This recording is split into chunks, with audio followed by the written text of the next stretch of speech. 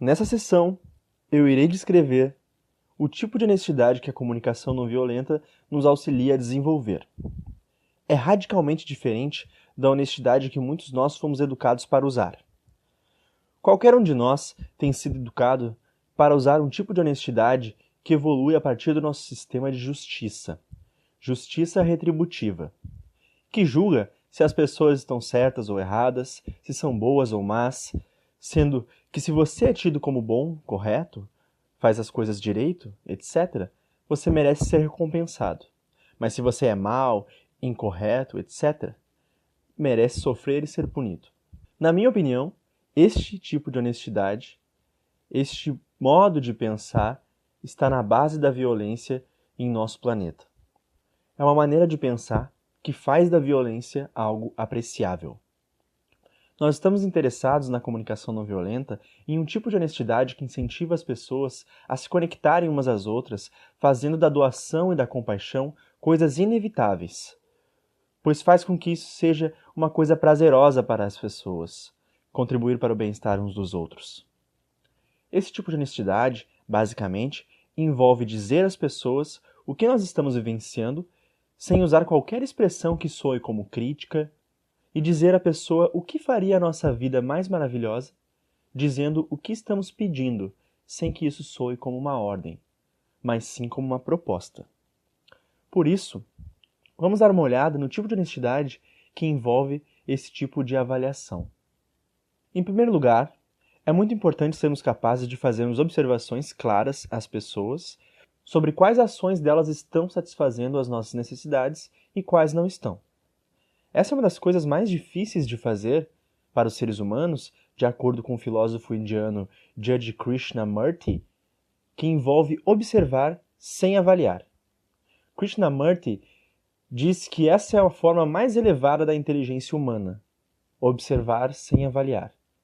Por exemplo, eu estava trabalhando com um grupo de administradores de um sistema escolar nos Estados Unidos e eu estava ensinando esse princípio nas escolas, como avaliar o desempenho dos professores. Eles faziam esse tipo de avaliação 2 vezes ao ano, para analisar o desempenho dos professores. E eles observavam os professores em várias situações e em seguida faziam uma reunião onde eles seriam avaliados. Então eu pedi a um desses diretores da escola que ele pensasse em um professor que estava se comportando de uma forma que não estava agradando, que eu iria mostrar como avaliar o comportamento desse professor usando a comunicação não violenta. Eu pedi a ele que pensasse em uma coisa específica que essa pessoa fez e que eles não gostaram. E esse diretor escolheu uma professora e disse que ela era uma pessoa considerada sem consideração pelos outros professores. Eu salientei que sem consideração é algo que eu considero uma avaliação. E eu estava pedindo uma observação. O que essa pessoa fez que levou você a considerá-la sem consideração? Ele pensou por um tempo e disse: bem, você sabe. Ela faz o que quer, mas não pensa em como isso pode afetar as outras pessoas na equipe. E eu disse novamente: com licença, mas isso que você está me falando é a sua avaliação. O que você está me dizendo é o que você acha que está acontecendo com ela. É o que você acha que ela está pensando ou não pensando. E eu estava pedindo um comportamento específico. Ele pensou e pensou e teve bastante dificuldade em me dizer o que eu queria. Os outros administradores também viram que também estavam tendo problemas com isso. O quão fácil era, em vez de responder a minha pergunta sobre o que a pessoa fez, eles misturarem com o que eles pensavam da outra pessoa por ter feito o que fez, ou como eles interpretavam aquilo. Com a minha ajuda, esse diretor, que julgou a outra pessoa como sendo sem consideração, conseguiu identificar um comportamento específico dessa professora, que o levava a pensar isso. A professora estava levando os alunos para atividades fora da sala de aula. Por vezes, eles eram vistos pela janela dos outros professores que estavam tentando dar aula. E ele me deu mais uns 2 ou 3 exemplos concretos de coisas que essa professora fez que interferiam nas aulas dos outros professores. Mas levou um bom tempo para chegar a esses comportamentos específicos que essa professora teve. Os outros administradores também tiveram o mesmo problema. As primeiras coisas que eles me diziam eram diagnósticos, críticas, interpretações, mas não a resposta à minha pergunta, das coisas específicas que as pessoas faziam que eles não gostavam. Nesse ponto, um dos administradores da escola pulou da cadeira e literalmente saiu correndo para fora da sala. Todo mundo parecia um pouco confuso sobre o que poderia ter levado aquele homem a sair correndo daquele jeito. Na manhã seguinte, ele chegou antes dos outros e veio me pedir desculpas pela partida abrupta no dia anterior. Ele disse: "A razão por eu ter saído correndo, Marshall, é que aquela atividade que você fez no começo, nos mostrando como fazer observações claras sem misturar com qualquer tipo de opinião pessoal, realmente me ajudou a entender por que eu sempre odeio esses procedimentos de avaliação. Porque eu posso ver que misturando observação com opinião pessoal, é muito fácil para os professores ouvirem que estavam sendo criticados e não aprender nada com isso, por eu não dizer a eles os comportamentos específicos os quais eu estava me referindo com aquela crítica. Eu saí correndo ontem porque no caminho para o seu treinamento eu parei na escola e deixei minhas folhas de avaliação dos outros professores desse período para minha secretária digitar. E apenas assistindo a sua primeira sessão, isso já me ajudou a ver o porquê que eu odeio esses períodos e o porquê que os professores ficam tão na defensiva quando recebem essas avaliações. Eu pude ver que eu estava misturando observação e opinião pessoal. Então eu corri de volta à escola e pedi à minha secretária para me devolver as avaliações antes que ela tivesse o trabalho de digitá-las. E passei o dia inteiro fazendo essas avaliações, tentando fazer observações claras aos professores, sem misturar com opiniões pessoais. Ele me falou mais tarde, quando eu voltei àquela escola alguns meses depois, a diferença drástica que ocorreu no período de avaliação desta vez. Ao invés dos professores ficarem na defensiva e ficarem moralmente ofendidos, o quanto eles apreciaram uma avaliação na qual eles poderiam ver claramente o que eles fizeram que estava em harmonia com os valores dos administradores e o que eles fizeram que estava em conflito com esses valores. Nós podemos aprender a partir de observações claras, mas quando as observações e as opiniões pessoais são misturadas, isso soa como uma crítica e torna o período de avaliação algo doloroso para ambos os lados. Então, na comunicação não violenta, nós queremos ter certeza de que sempre que alguém fizer alguma coisa que nós não gostamos e queremos falar sobre isso com essa pessoa, que consigamos colocar isso claramente na forma de uma observação. Agora, isso não significa que isso seja tudo.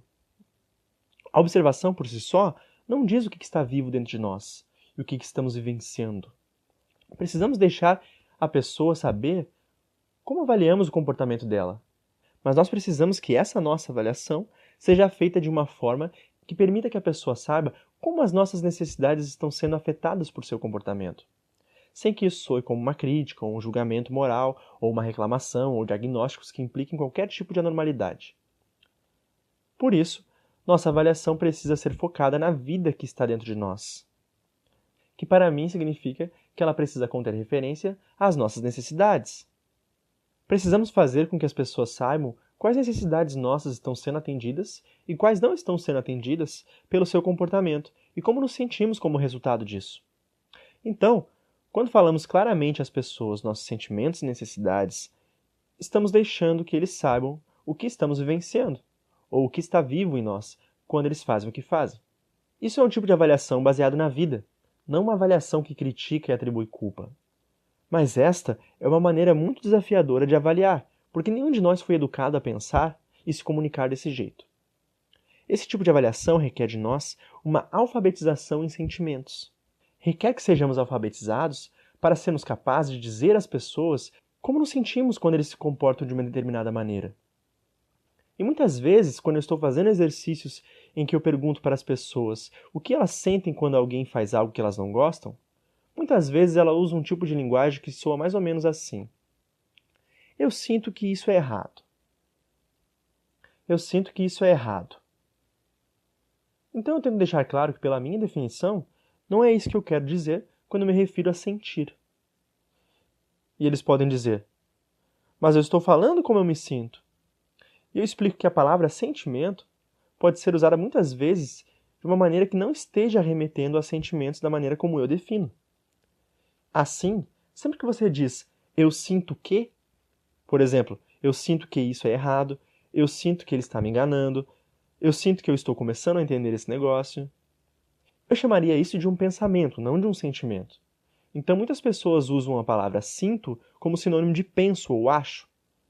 Mas na comunicação não violenta, quando nós usamos a palavra sentimento, estamos nos referindo a uma descrição do nosso estado emocional. E isso não contém nenhum tipo de diagnóstico ou análise intelectual das outras pessoas.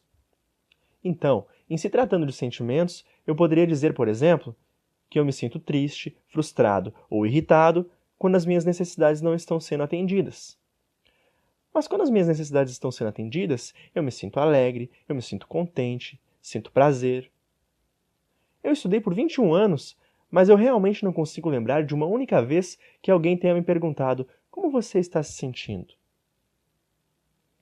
Sentimentos não faziam parte da vida no tipo de cultura em que eu cresci, especialmente se você era um menino. Há certos sentimentos que, se você tem, é considerado vergonhoso, como eu que estava acostumado a me sentir assustado.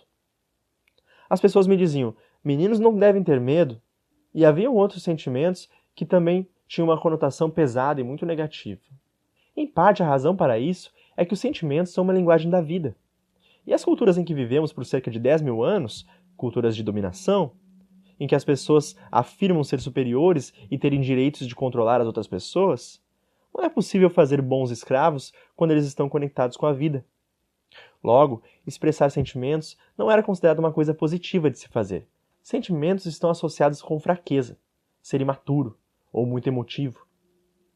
Então, além de não termos sido educados com uma linguagem da vida, uma linguagem de sentimentos e emoções, temos recebido uma educação cultural que faz conotações muito negativas com a expressão das nossas emoções.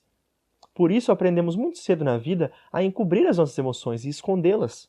Porém, se quisermos nos relacionar de uma forma que promova a compaixão entre nós e as outras pessoas, os sentimentos são o ingrediente-chave.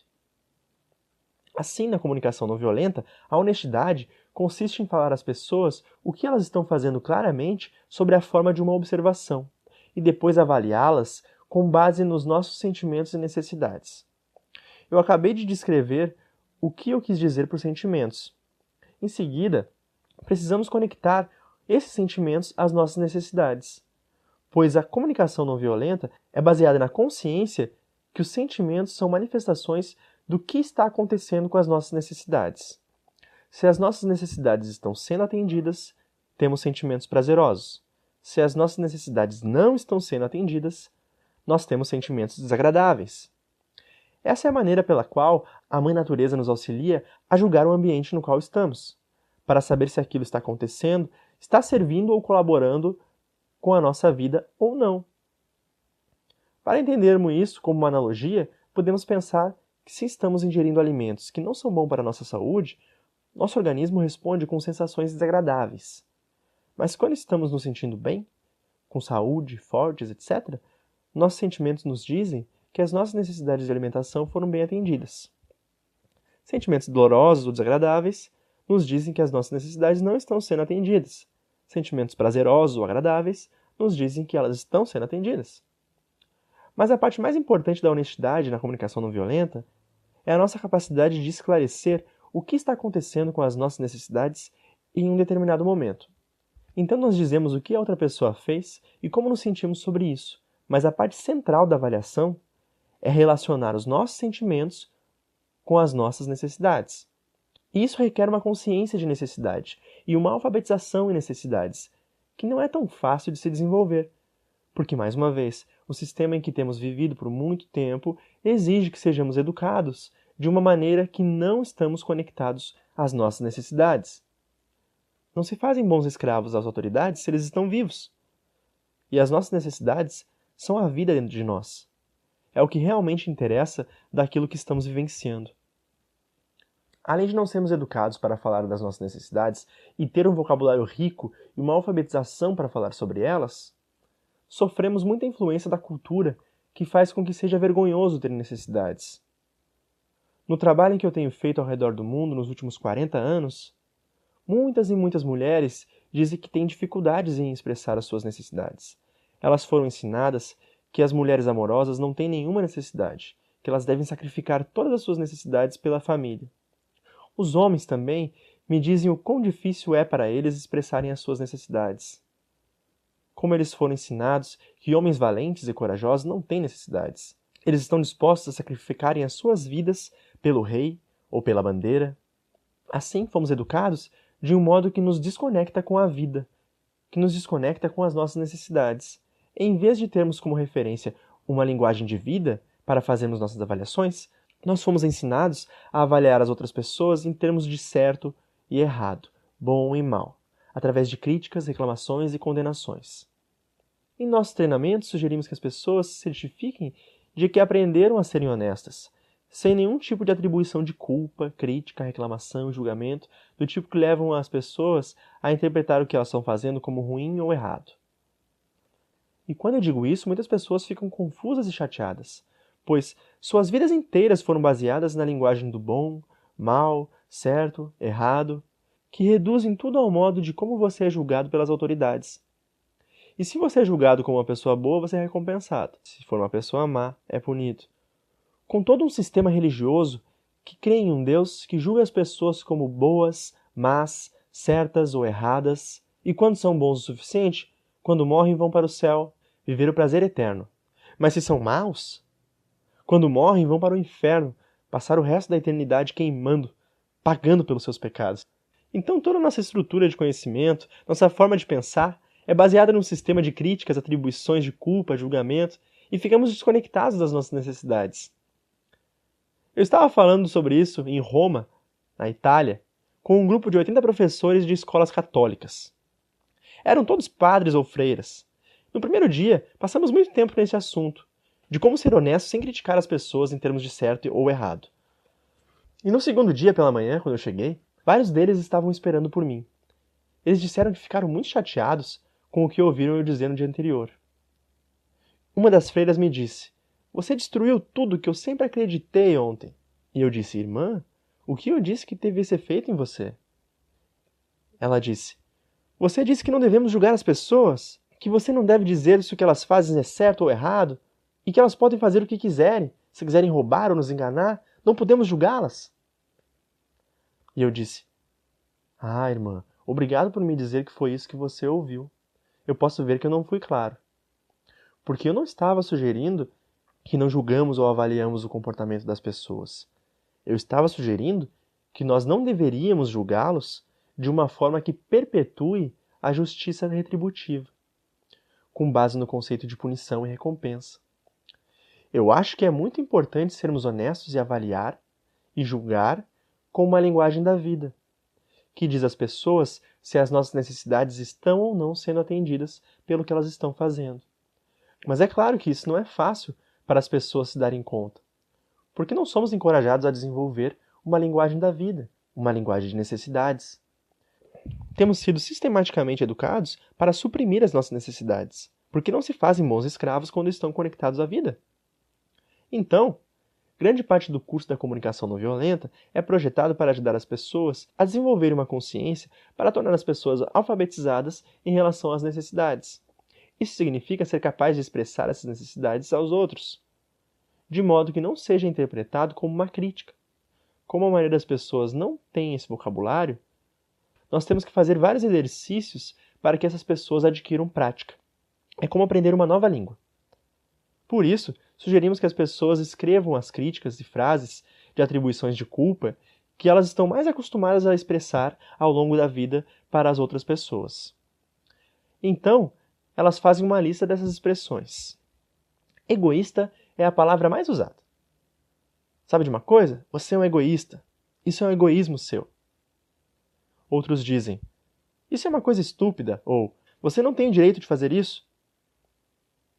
Então pegamos essa lista de críticas, reclamações e expressões de culpa, que elas provavelmente mais usaram ao longo da vida, e pedimos que elas façam uma observação do que alguém poderia ter feito que foi o estímulo dessas palavras.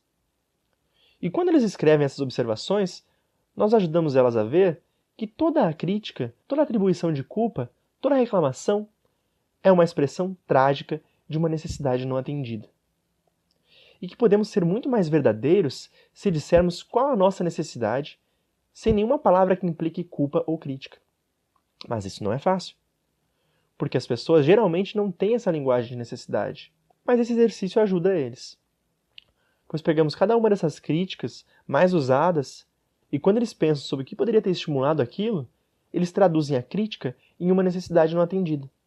Nós sugerimos que cada um tenha um vocabulário de pelo menos 9 necessidades humanas.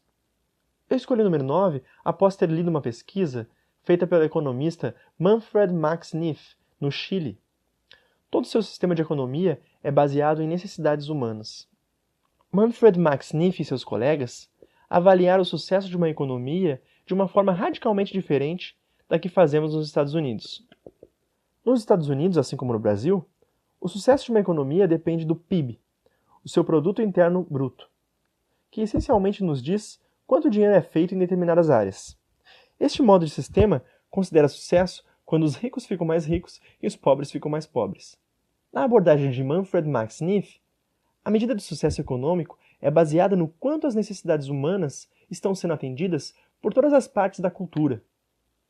Assim, como todo o seu sistema de economia é baseado em necessidades humanas, eles tiveram que pesquisar quais são as necessidades humanas básicas que precisam ser atendidas se quisermos ter um mundo seguro, saudável e pacífico. E eles chegaram a um total de 9 necessidades essenciais. E o sucesso de um sistema econômico desse tipo é medido pelo quão bem essas necessidades estão sendo atendidas por todos na população. Essa pesquisa realmente me ajudou, pois eu tinha uma lista de cerca de 50 palavras que me ajudavam a desenvolver o meu vocabulário de necessidades. Mas eu percebi que algumas dessas palavras falavam a mesma coisa de maneira diferente, e que poderiam ser consideradas uma só necessidade. Então talvez nós possamos sintetizar as necessidades humanas essenciais em 9 principais, as quais precisamos ser realmente capazes de expressar para as outras pessoas. Então deixe-me dizer quais são essas 9 necessidades que o Manfred Max Neef utilizou, mas eu vou usar mais a minha linguagem do que a dele. Em primeiro lugar, sustento. E com sustento eu me refiro às necessidades físicas básicas, como ar, comida, água, moradia, etc. A maioria das pessoas com quem eu trabalho são muito boas em expressar esse tipo de necessidade, pois se não tivéssemos aprendido isso rapidamente, não sobreviveríamos por muito tempo. A próxima necessidade é de segurança, proteção. A terceira necessidade, amor. Quarta, empatia. Quinta, descontração, diversão, entretenimento. Sexta, uma comunidade, integração social. Sétima necessidade, criatividade. E as duas últimas necessidades são particularmente importantes em termos de segurança e paz no nosso planeta. A oitava necessidade é autonomia.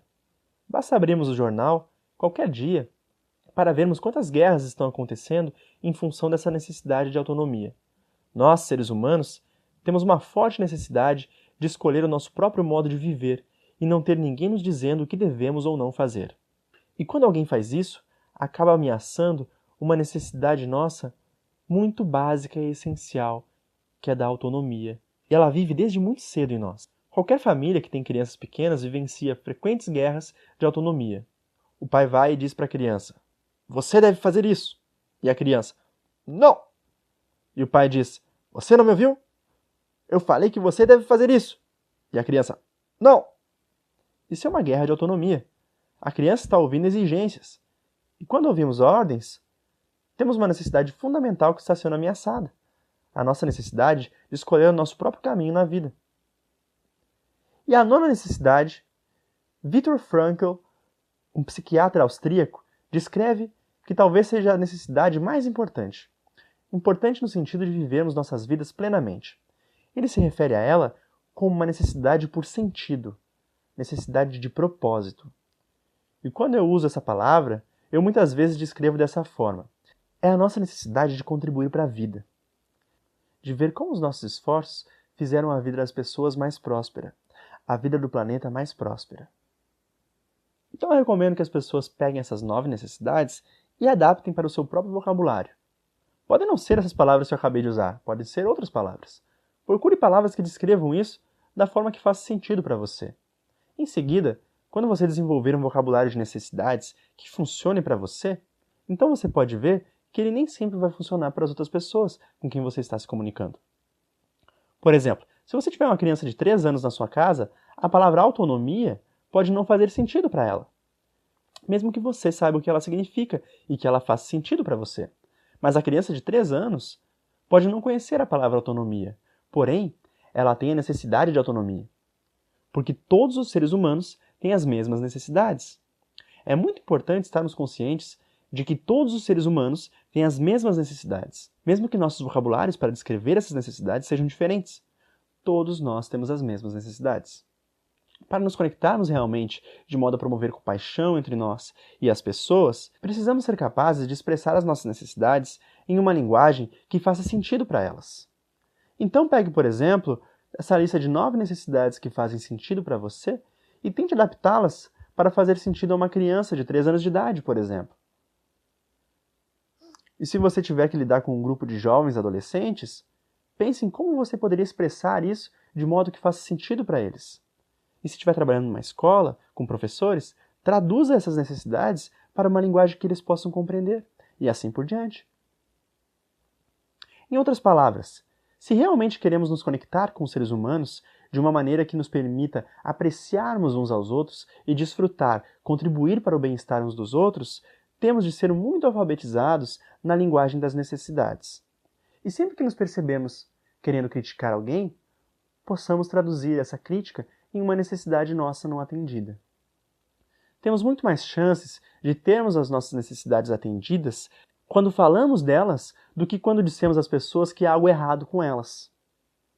Eu estou dizendo que nós conseguimos avaliar melhor comportamentos e melhor de acordo com os princípios da comunicação não violenta significa de uma forma que promova doação em compaixão e prazer em aprendermos uns com os outros. Temos muito mais chances de promover conexões desse tipo, fazendo observações claras e expondo os nossos sentimentos e necessidades. Portanto, precisamos evitar o uso de palavras como certo, errado, bom, mal, apropriado, inapropriado, etc. Especialmente expressões como tenho que, sou obrigado a, devo, não posso. Muitas vezes, quando eu estou trabalhando com professores e digo isso, eles ficam muito desconfortáveis. Eles não conseguem imaginar como poderiam fazer o seu trabalho sem usar palavras como certo, errado, bom, ruim, apropriado, inapropriado. Por exemplo, eu estava trabalhando com professores em um sistema escolar na costa leste dos Estados Unidos e eles estavam muito confusos. Eles disseram para mim, Marshall, como podemos passar um dia sequer sem dizer aos alunos se o que eles estão fazendo está certo ou errado? Nosso trabalho como professores é avaliar os alunos e julgar o seu desempenho. Eu disse, sim, julgamentos e avaliações são muito úteis, se eles são uma língua de vida. Mas quando nós colocamos isso na forma de uma linguagem de certo, errado, bom, mal, isso acaba sustentando um sistema de dominação que eu acredito que esteja contribuindo para a violência no nosso planeta. Bem, mas muitas vezes era preciso que eu mostrasse especificamente em uma situação de trabalho como isso poderia ser feito. Por exemplo, nesse sistema escolar no qual eu estava trabalhando, eles queriam que eu desse várias aulas ao longo de um dia para que eles pudessem ver como eu iria avaliar os alunos usando comunicação não violenta. Então eu dei algumas aulas de matemática e de leitura, enquanto eles filmavam para fazer um vídeo que seria usado para treinar os professores a avaliar os alunos de acordo com os princípios da comunicação não violenta. Trabalhei por cerca de 4 horas naquele dia em aulas diferentes. Quando eu voltei àquela escola, um mês depois, o superintendente me recebeu e disse: aquela fita de vídeo que você fez, Marshall, na última vez que esteve aqui, mostrando aos professores outras maneiras de avaliar os alunos sem usar palavras como bom, mal, normal, anormal? Cara, aquilo realmente tem motivado um monte de professores a querer mudar a sua maneira de se comunicar. Você sabe, nós fizemos 4 horas de vídeo seguindo você, Marshall, mas nós só usamos os primeiros 10 minutos. O que você fez naqueles primeiros 10 minutos com o jovenzinho realmente motivou os professores a mudarem a sua linguagem. Eu não conseguia lembrar o que aconteceu naqueles primeiros 10 minutos. Então ele pegou a fita de vídeo e me mostrou o que aconteceu. Eu encontrei um jovenzinho que tinha acabado de receber uma folha com problemas de aritmética, e havia um exercício de soma. E este menino tinha 9 anos de idade, e eu vi que ele somou 9 mais 6 igual a 14. E eu avaliei ele assim. Eu disse, ei amigo, eu estou confuso sobre como você conseguiu essa resposta. Eu cheguei a uma diferente. E ele começou a chorar. E eu disse, ei, o que está acontecendo? Por que você está chorando? E ele disse, eu fiz errado. Note que eu não disse que ele tinha feito errado. Eu disse que eu estava confuso, porque eu tinha uma resposta diferente, e eu queria saber como ele tinha conseguido a dele. Mas ele já tinha sido treinado por 3 anos em um sistema escolar que faz com que as pessoas concentrem a sua atenção em como eles são julgados pelas autoridades. Na minha experiência, isso tira o prazer de aprender, quando somos julgados de uma forma que implica que somos estúpidos se não entendemos e não fazemos direito ao trabalho, e inteligentes se fizemos o que é certo. Note que a minha avaliação me permitiu ser honesto. Eu estava confuso. Eu consegui uma resposta diferente. Eu queria saber como ele conseguiu a dele. E eu gostaria de mostrar a ele uma outra maneira de fazer aquilo. A sua maneira e a minha eram diferentes.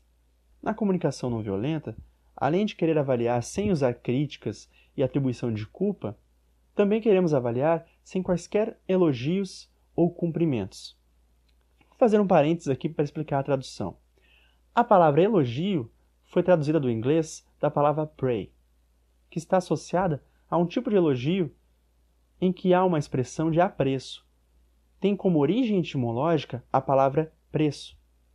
Já a palavra cumprimento foi traduzida do inglês da palavra compliment, que é quase sinônimo de praise, ou elogio, mas que é aplicada em contexto formal, exprimindo de modo polido a admiração por algo que uma pessoa fez. Tem como origem etimológica a palavra completo, que é uma maneira de indicar que alguém completou algo. Voltando ao curso. Eu vou estar falando mais sobre elogio e cumprimentos na 9ª sessão, quando falaremos sobre como celebrar e expressar gratidão sincera. Eu espero então conseguir mostrar o perigo que existe no uso de elogios e cumprimentos, do mesmo modo que as palavras que criticam e culpam. Assim, na comunicação não violenta, o foco da nossa atenção é nas necessidades. Queremos que as pessoas vejam como seu comportamento afeta as necessidades humanas, se satisfaz as suas próprias necessidades ou não, se satisfaz as necessidades dos outros ou não. É quando estamos conectados dessa forma, com a necessidade de todos, que temos maiores chances de encontrar uma forma de que todos tenham suas necessidades atendidas. Mas quando qualquer crítica entra no diálogo, qualquer palavra que implique erro, estupidez, maldade, etc., em vez de terminar em doação com compaixão, ficamos muito mais propensos a acabar nos alienando em conflitos, guerras, etc. Depois de termos expressado claramente o que estamos vivenciando, o que estamos observando, o que estamos sentindo e o que estamos necessitando, se as nossas necessidades não estão sendo atendidas, então precisamos terminar com um pedido claro. E esse pedido precisa tornar explícito que resposta que estamos querendo nesse momento da pessoa com quem estamos falando. Por exemplo, uma professora me deu um exemplo real da sua sala de aula. Ela me disse que o menino estava batendo em sua mesa enquanto ela estava falando, e isso estava perturbando ela. Então ela me disse: Marshall, eu fiz exatamente como você nos disse para fazer. Eu disse a ele: quando eu ouço você batendo na mesa, eu me sinto frustrada, porque eu tenho uma necessidade de comunicar com os alunos, e agora isso está me atrapalhando. Bem, ela havia feito um bom trabalho de expressar o que ela estava observando, sentindo e necessitando. Mas note que ela não disse o que ela queria. E eu disse: eu não ouvi o pedido aí. Ela disse: eu fiz, tá certo? Eu esqueci de falar. Eu fiz um pedido. Eu disse a ele: eu não quero ouvir você batendo no seu livro enquanto eu estiver falando. E eu disse: então, o que aconteceu? E ela disse: ele começou a bater na mesa. Ou seja, ela disse o que ela não queria. Que ela não queria que ele batesse no livro. Mas em comunicação não violenta, dizemos às pessoas o que queremos ao invés do que não queremos. Se ela tivesse terminado com um tipo de pedido que sugerimos na comunicação não violenta, ela diria: você poderia colocar o seu lápis sobre a mesa e não bater mais? Você pode adicionar o que você não quer, depois de ter dito o que você quer. Então nós queremos fazer um pedido claro, depois de ter expresso as nossas necessidades. Também temos que saber a diferença entre um desejo e um pedido. Um desejo nos diz geralmente o que gostaríamos que acontecesse no futuro. Então, se ela tivesse dito a ele: eu gostaria que você estivesse mais atento em relação a como isso atrapalha a nossa aula, isso seria um desejo. Que ela estaria dizendo que gostaria que ele tivesse mais atenção. Mas não está dizendo o que ela quer que ele faça nesse momento. Para a comunicação não violenta, Quando nós expressamos uma necessidade que não está sendo atendida, terminamos com um pedido claro do que queremos da pessoa neste momento. E o pedido precisa estar numa linguagem que descreva a ação.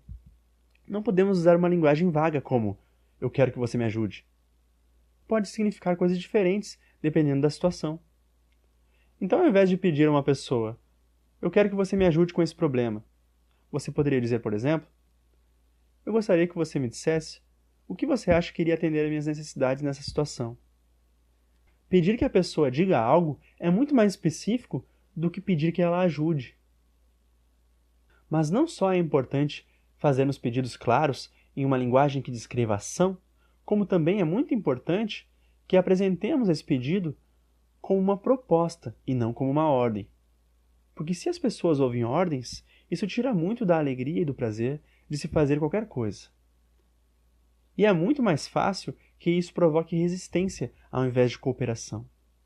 Agora, é difícil para as pessoas não interpretarem nossos pedidos como exigência, especialmente se elas estiverem em situações com autoridades que pensam que é o seu trabalho mandar nas pessoas.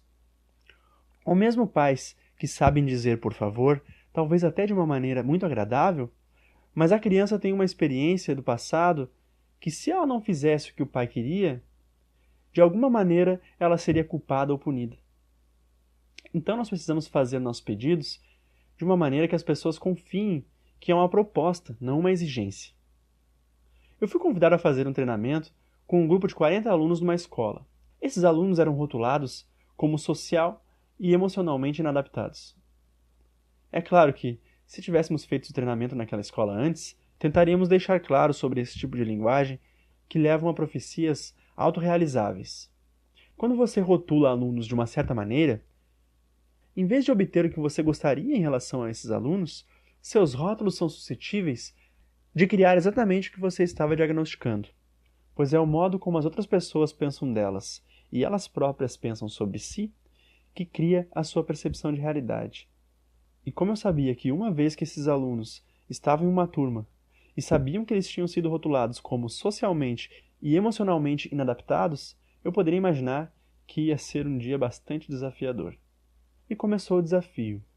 Eu entrei na sala e praticamente metade da turma estava em pé na janela, olhando para fora e gritando obscenidades para os seus amigos no pátio abaixo.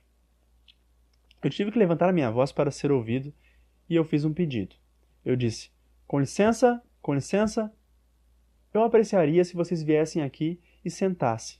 Eu gostaria de dizer quem eu sou e o que eu gostaria de fazer aqui hoje. Eu diria que talvez a metade da turma veio, mas havia tanto barulho que eu não tinha certeza se todos me ouviram. Então eu repeti o meu pedido. E dessa vez, todo mundo veio, com exceção de 2 jovens. Mas, para minha sorte, os 2 jovens que não vieram eram os maiores da turma. E eu disse a eles: um dos cavalheiros poderia, por favor, me dizer o que vocês me ouviram dizer?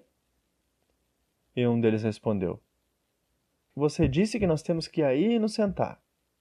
Viu? Eles estavam ouvindo uma ordem. Eu fiz um pedido, mas eles estavam ouvindo uma ordem. Então eu disse: Senhor? Eu aprendi a usar o Senhor com pessoas que tinham bíceps como os que ele tinha. Eu disse: Senhor, você estaria disposto a me dizer como eu poderia deixar você saber o que eu estava querendo sem que isso soasse como se eu estivesse dizendo que você tem que fazer? Ele disse: hã? Eu disse: como eu poderia informar você sobre o que eu quero de um modo que não pareça que eu não me importo igualmente com o que você quer? Ele parou por um momento e disse: eu não sei. Eu disse: é exatamente o que está acontecendo entre eu e você agora? É muito do que eu irei falar hoje. Eu acredito que as pessoas podem se dar muito melhor se elas puderem dizer umas às outras o que elas gostariam sem fazer qualquer exigência. Por isso, eu queria saber como eu poderia deixar você saber o que eu quero sem que isso soe como uma ordem. Então, agora que você me ouviu, você estaria disposto a vir aqui para que nós possamos conversar sobre isso? Aquilo o intrigou, e os 2 vieram se sentar e tivemos um dia muito produtivo. Mas com muitas pessoas é muito difícil que eles confiem que o nosso pedido realmente é uma proposta e não uma exigência.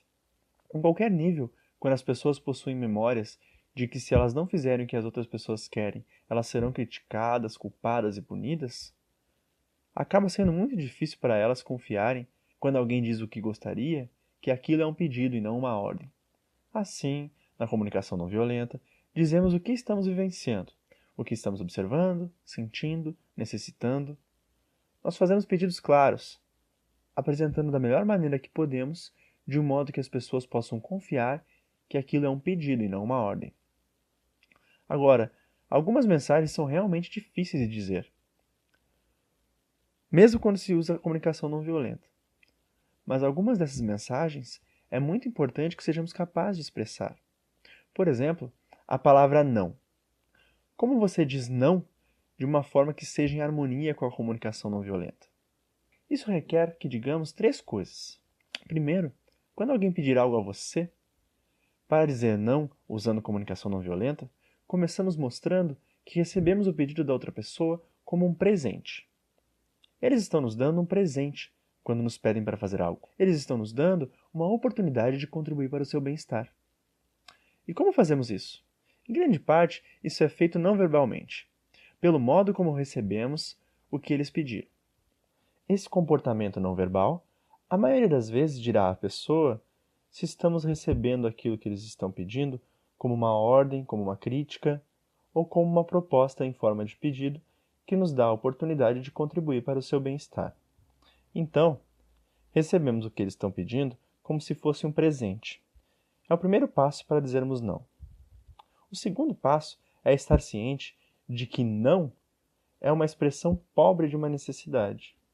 Sempre que uma pessoa diz não, ela está querendo dizer basicamente: eu tenho uma necessidade que me impede de fazer o que você me solicitou nesse momento.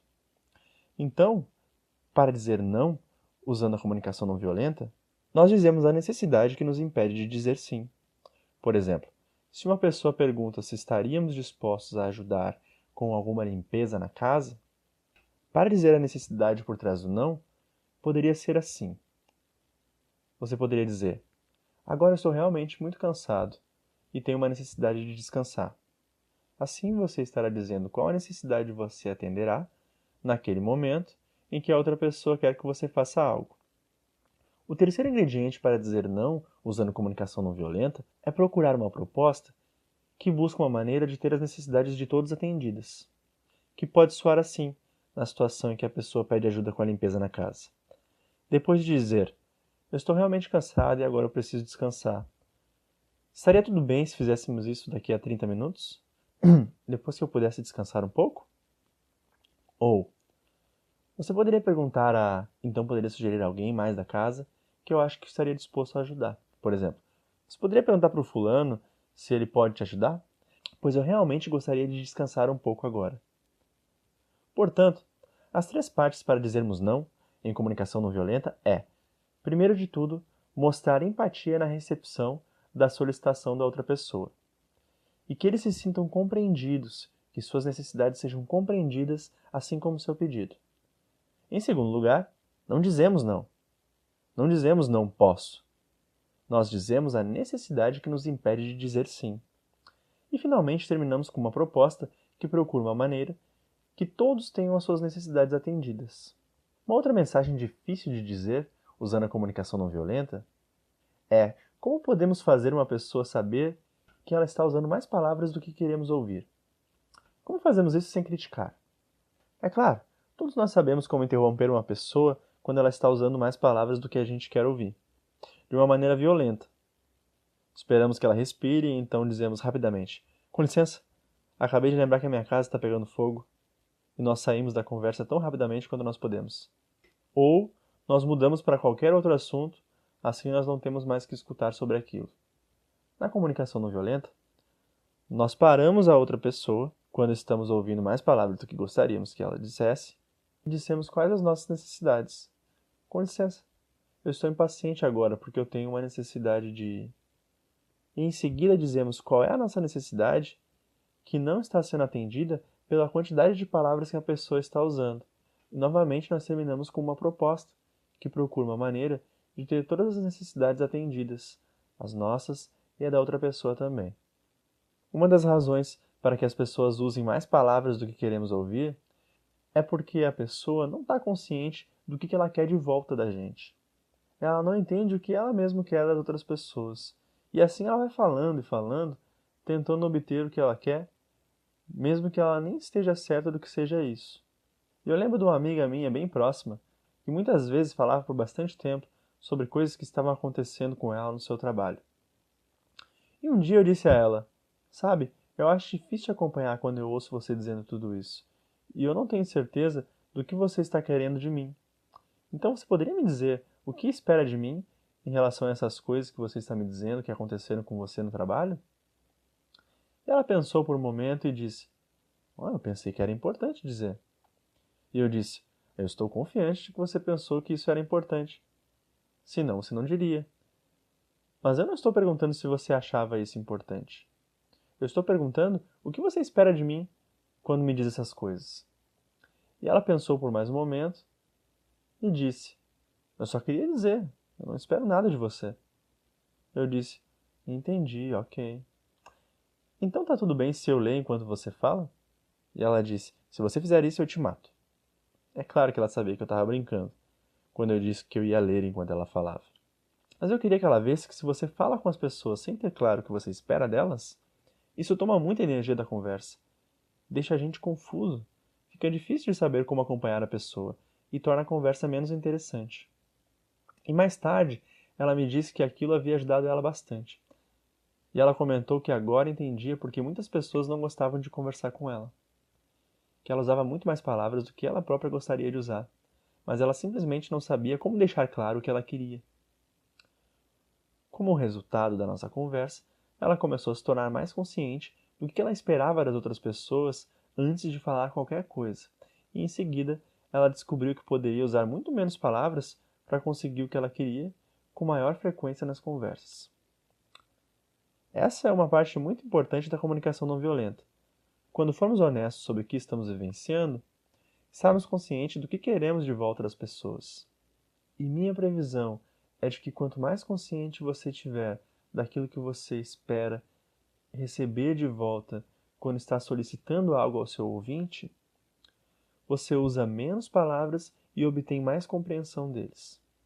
Agora, algumas necessidades não são tão fáceis de sabermos o que se espera obter para que elas sejam atendidas. E muitas vezes são necessidades muito importantes.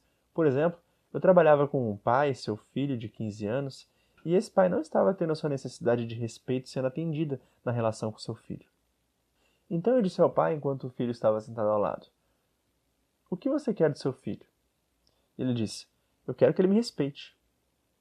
E eu disse que na comunicação não violenta, nós usamos a palavra respeito como uma necessidade, não como um pedido. Isso realmente não diz claramente o que você quer que ele faça. E o filho disse: sim, eu acho que eu estou respeitando você. O que você quer de mim para mostrar que eu te respeito? O pai hesitou, pois não estava claro para ele o que ele queria do filho quando sentia que sua necessidade de respeito não estava sendo atendida. Em seguida, aquilo foi ficando claro para o pai e ele começou a entender algo que foi realmente importante para ajudar a melhorar a relação com seu filho. O pai me disse: ok, macho, eu acho que eu estou vendo o que você está tentando nos ajudar a ver. Eu disse: o que é? Eu vejo agora o que eu quero que ele faça para atender a minha necessidade de por respeito. Eu disse: e o que é? Eu quero que ele pule quando eu disser pule e sorria porque está pulando. Então o pai pôde ver que quando ele dizia quero que você me respeite, o que ele realmente queria era a obediência. E ele pôde ver por que o filho reagia daquela forma tão negativa quando ele pedia alguma coisa a ele. Então, para algumas necessidades muito importantes como respeito, nós precisamos saber claramente o que a gente quer das pessoas. Pois se não somos claros em relação a isso, frequentemente entramos em jogos muito opressivos. Por exemplo, vamos tomar uma outra necessidade muito importante para deixar claro o que acontece se não temos pedidos claros e como podemos nos envolver em uma forma muito opressiva de relações interpessoais. Vamos ver a palavra amor. Eu estava trabalhando com um casal que estava tendo problema em seu relacionamento. E eu perguntei à esposa: quais as suas necessidades não estão sendo atendidas? E ela disse: a minha necessidade por amor não está sendo atendida. E o marido disse imediatamente: Mas eu te amo! Eu disse: Espera, espera. Vamos descobrir o que ela quer de você para obter a sua necessidade de amor atendida. Essa é uma necessidade muito importante. E nem sempre é fácil para nós compreendermos o que esperamos da outra pessoa. E é importante sabermos claramente o que queremos quando temos uma necessidade de amor que não está sendo atendida. Porque as pesquisas mostram que as pessoas diferentes têm expectativas bastante diferentes para obter suas necessidades de amor atendidas. O que atende a necessidade de amor para uma pessoa pode não atender para outra. Então eu disse para a esposa: O que especificamente você gostaria que ele fizesse para atender a sua necessidade de amor? E ela pensou por alguns momentos. E ela disse ao seu marido: Bem, você sabe. E ele disse: Não, não sei. Se eu soubesse, eu faria. E ela disse: Bem, é que não é fácil dizer assim, tão especificamente o que eu quero. E ele disse: Se não é fácil para você dizer, consegue ver como é difícil para mim fazer? E ela pensou, e de repente, ela parecia estar com uma expressão de vergonha no rosto. E ela disse: Ok, Marshall, eu entendi o que você quer dizer. Sei o que está acontecendo. E eu disse: O que é? O que você quer que ele faça para atender a sua necessidade por amor?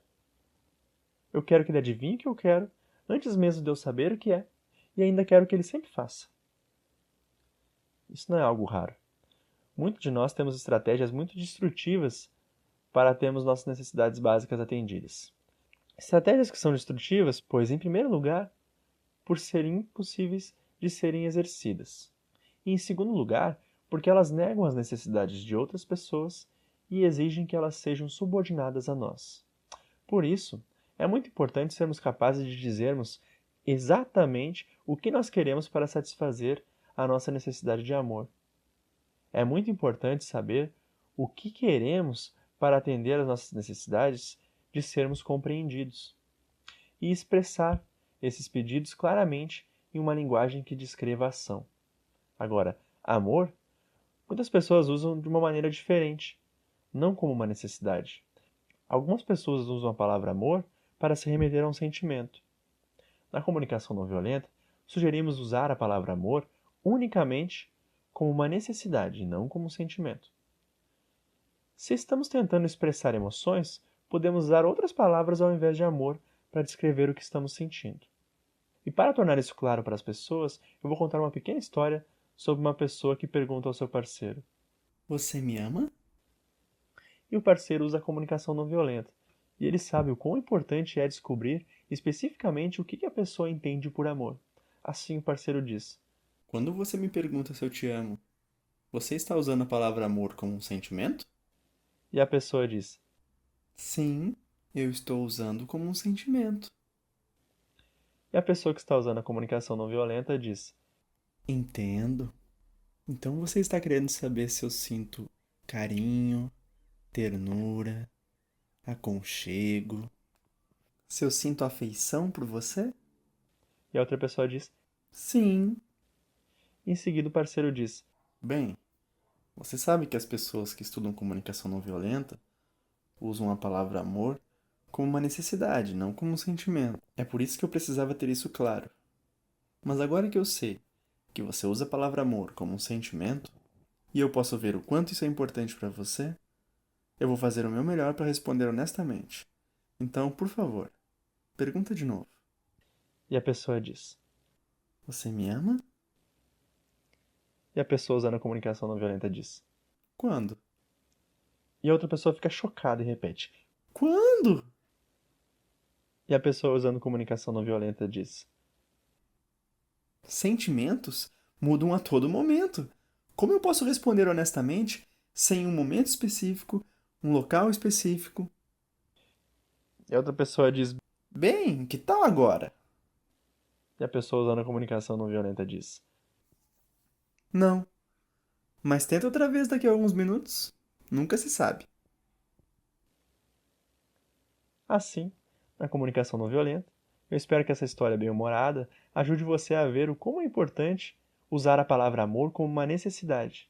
E em seguida, uma vez que há uma necessidade tão importante, ser muito específico sobre o que queremos da outra pessoa para que ela atenda essas necessidades. Outra coisa que é muito importante para expressar as nossas necessidades usando a comunicação não violenta é não confundir as nossas necessidades com as estratégias que usamos para atendê-las. Eis duas características que nos ajudarão a diferenciar necessidades e pedidos ou estratégias, para termos as nossas necessidades atendidas. Em primeiro lugar, todas as necessidades são universais. Todos os seres humanos têm as mesmas necessidades. E a segunda coisa que diferencia a necessidade de estratégia é que a necessidade não contém nenhuma referência à pessoa específica tomando ações específicas. Assim, a qualquer momento que dizemos eu quero que você... Isso não é uma necessidade, isso é um pedido ou estratégia. Outra coisa que é muito importante quando expressamos pedidos é de nos certificarmos que não estamos viciados em termos o que queremos. Então, deixa eu mostrar como é que é isso. Uma mulher voltou no segundo dia de um workshop e disse: eu fui para casa e tentei o que você me disse ontem, Marshall. Ser honesto usando a comunicação não violenta. Eu tentei fazer isso, mas não deu certo. E eu disse: legal, vamos aprender com isso. O que você disse e para quem? E ela disse: foi uma mensagem que eu dei ao meu filho mais velho. Quando eu cheguei em casa ontem, eu notei que ele não tinha feito 3 coisas que ele disse que ia fazer em relação a limpezas na casa. E ela me disse como se expressou honestamente para ele. Ela me disse como ela fez uma observação clara, que ele indicou para ele as 3 coisas que ele não havia feito, expressou seus sentimentos e necessidades e fez um pedido claro. Ela disse: você poderia, por favor, fazer essas 3 coisas agora? Então ela tinha usado claramente a linguagem da comunicação não violenta. E eu disse: e qual o problema? Parece que você realmente se expressou com bastante clareza. E ela disse: o problema é que ele não fez o que eu pedi. Ah, entendi. Então o que você disse a ele? Ela disse: eu disse a ele que ele não pode passar a vida inteira sendo um preguiçoso e irresponsável. Eu disse: eu posso ver que eu não deixei claro ontem a diferença entre um pedido e uma ordem. Parece que o seu objetivo era fazer com que ele fizesse essas 3 coisas. Ela disse: sim, claro. Eu disse: bem, então você não usou comunicação não violenta. Se a sua intenção é de que a pessoa faça o que você quer, essa é uma intenção diferente da que deveríamos ter usando a comunicação não violenta. Na comunicação não violenta, o nosso objetivo nunca é que as pessoas façam o que queremos. Nosso objetivo é criar uma conexão de qualidade com as pessoas que terminem todos tendo as suas necessidades não atendidas. E ela disse: ah, então eu devo fazer toda a limpeza da minha casa sozinha. E as minhas necessidades não contam? E eu disse: não, que bom que você está me alertando sobre isso. Eu estou dizendo que o objetivo da comunicação não violenta é de que todas as necessidades sejam atendidas. E isso jamais exige nem desistir, nem ceder. Significa apenas que não ficamos viciados em nossas estratégias. Se estamos viciados em nossas estratégias, é muito fácil para outra pessoa ouvir o nosso pedido como uma ordem, e isso ameaça a sua necessidade de autonomia e torna mais difícil para que eles apreciem cooperar. Por isso, temos que dizer claramente o que queremos, mas o objetivo é criar uma conexão em que a necessidade de todos são atendidas através da doação com compaixão. Mas se o seu objetivo é apenas fazer com que as pessoas façam o que você quer, não estude comunicação não violenta. Vá a uma escola de adestramento canino e veja como é que eles treinam seus cachorros. A sessão 3 do curso Comunicação Não Violenta, com Marshall Rosenberg, foi concluída. Nosso próximo programa continua com a sessão 4.